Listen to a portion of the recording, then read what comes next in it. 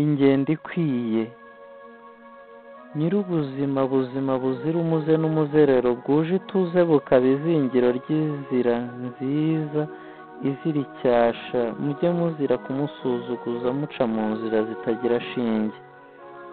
Ingeso mbi n'iziba umuziro, tuzinuke twese ibitugusha mu nzarwe y'isayo, tutazagwa mu byaha bituzika mu kuzimu, ubuzima bukaba inzozi n'inzogera zikazirenga tutakirangwa n'amizero. Zirikana uwo uriwe, uri uw'ingenzi. Nutatira igihango wagiranye na Rurema, aricyo kumubera igisingizo kimurata mu mvugo no mu ngiro, uzaba wisenya.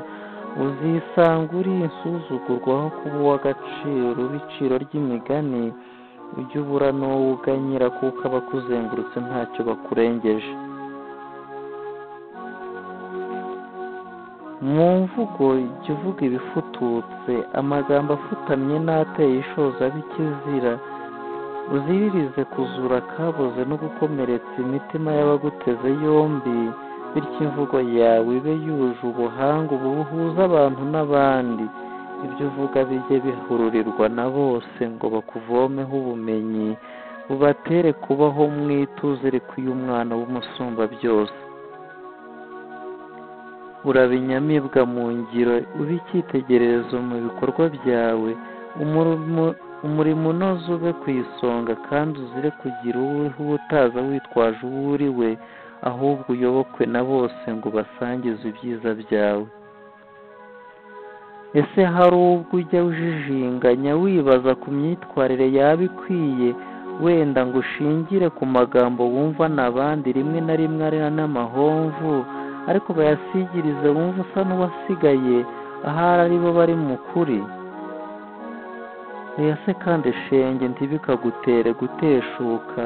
Burya baba bigiza nkana, baba bikomeza kandi bihakanya bugabo, ngo barebe ko bakurikirwa n'imbaga nyamwinshi, maze intera ibe si urw'umwe. Ariko nabo bazi ko bidakwiye, ndetse barenze ihaniro. Ikibabaje bifuza gusubira uko byahoze, nawe ushaka kohoka mu majwi yabo, aho kubagarura mu nzira nzima no kubasubiza icyizere cyo kubaho. Wibuka umwari twahuye nawe ubushize, yiruka amasigamana, yigemuye rwose, boshye inyoni yijyana mu mutego, cyangwa imbeba iseseka agahanga muri Rwagakoco, ngo yumvise ko kuba hatiyandarika ari igisebo gisigaranywe na bake, ngo keretse iwabo baroga. Mbega gupfa rubi! Tuvuge se ko ubu uwamuroze we yakarabye, cyangwa ko ataratangira kwicuza ibyo yishoyemo? N'uwagira Imana yagira ababyeyi baroga, bataroga ubwica, bakaroga imyitwarire ibereye umwana w'u Rwanda. Uwagira umwaku yabura uburere, kuko buruta ubuvuke, akisanga ari umwasama wisanze akora ibidakwiye.